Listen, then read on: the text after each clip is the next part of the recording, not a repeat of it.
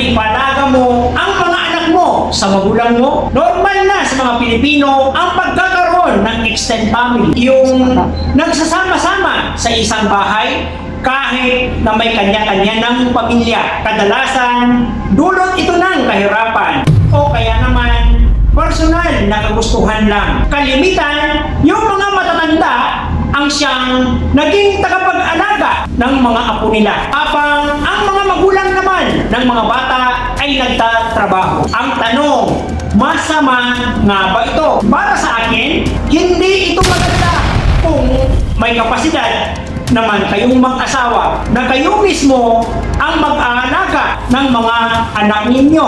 Bakit mo ginagawang katulong ang magulang mo? Araw-araw mo na lang pinapaalaga sa kanila ang mga anak mo. Habang ang asawa mo wala namang ginagawa, nagsi-cellphone lang. Bigyan mo naman ng peace of mind ang magulang mo kasi tapos na ang mga yan. Mali pa kayo sa pag-aalaga ng mga bata simula pa nung wala ka bang kaiiyan sa magulang mo o talagang wala kang hiya. Instead na ikaw ang mag-alaga sa magulang mo kasi matanda na sila, nagagawa mo pang utos-utusan. Saka mo ma-realize at magsisisi ka pag wala na sila.